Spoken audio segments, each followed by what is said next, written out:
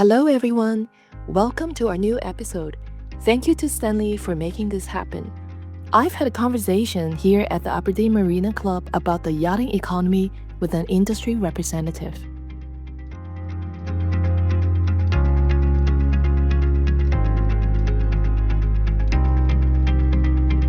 Hello followers of CGCC Vision, I'm Bella, and it is my great pleasure today to represent CGCC and interview Mr. Adam Waters of Princess Yachts.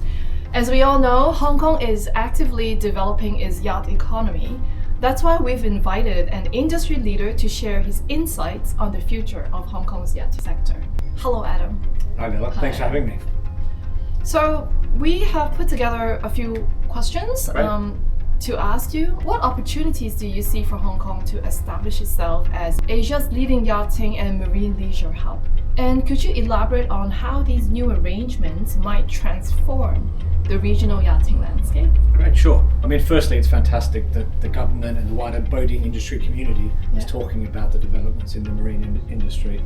For many years, it hasn't really been spoken about, and it's restricted the growth in the industry.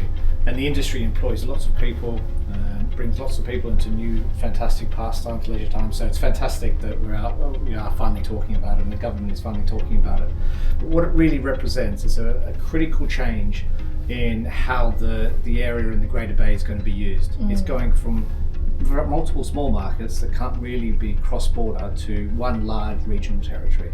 And what I mean by that is customers in mainland China can be cruising to Hong Kong, customers in Hong Kong can be cruising to China, and just using their boats so much more than they had that possibility before. So it's a lot tighter, the integration. Much tighter. The rules about crossing into China are much easier, and it will just open so many more cruising grounds to Hong Kong customers and vice versa to Chinese people who want to keep their boats in Hong Kong as well. Okay, so has this development been going on for a long time, as you said? There's been lots of talks about it, but there's been nothing that's been substantial that it works practically for the customers. I see. So now there's finally something in place where customers can use it, the crew can get their head around it. There's still a little bit of fine tuning to do, which is always going to be. Yeah. But it's a huge development. I was reading somewhere, people likened it to the high-speed rail. It just connects the two markets so much easier than what they were before. Right. So it hasn't exactly rolled out yet. They're rolling it out now. Okay. But there's still some tweaking with the crew licenses and things like that, which need to be understood fully. Okay. But fundamentally, the direction of the government is to make it work. Right. So that's the key, and there's always going to be issues to iron out when they develop a new policy. Yeah. But it's really exciting, really exciting. I'm just really curious, and we were just discussing about this. So I really want to understand a little bit more. So how was the scene before, for yachts to go into mainland China, and how is it like now after Sure. this comes So through? for imported boats, and my background and what I do day to day is selling imported boats from the UK for Princess Yachts, as you kindly mentioned.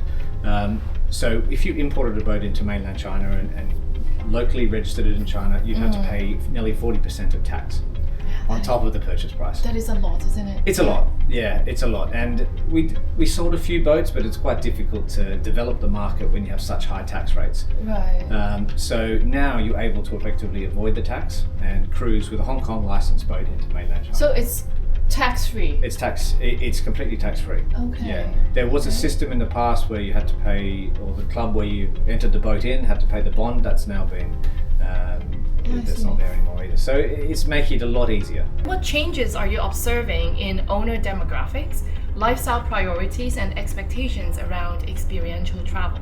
Sure, it's a good question, and it's a valid question because it's something we deal with every day. Yeah. I would say if you looked back 10 years, our traditional customers they're really purchasing it for many times for a corporate decision, very much a business entertaining, and that was the sole purpose of the boat. We're now seeing a shift, which is more of a European global shift to multi-generational enjoyment from the boat. When it means grandpa's on, dad's on, kids are on, and the whole family is enjoying the boat, actually properly enjoying the boat, not just for a corporate purchase.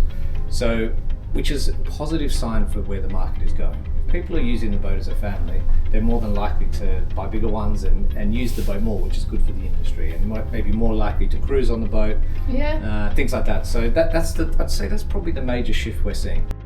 Climate concerns and extreme weather events are driving demand from a new generation of environmentally conscious, tech-savvy yacht owners.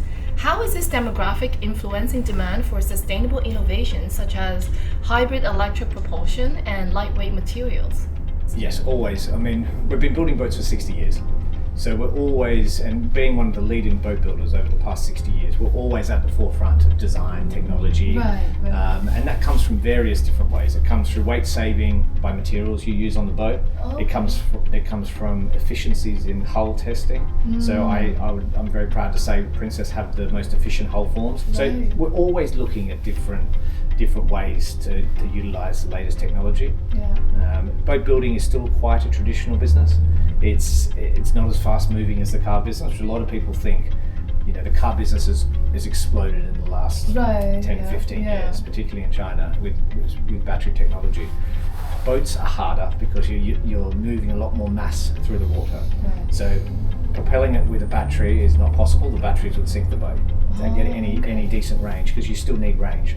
So it's important to understand what the limitations are and then create efficiencies in other areas. And that's through, as I mentioned, weight savings, more fuel efficient engines. It might mean different types of diesel, which is more environmentally friendly.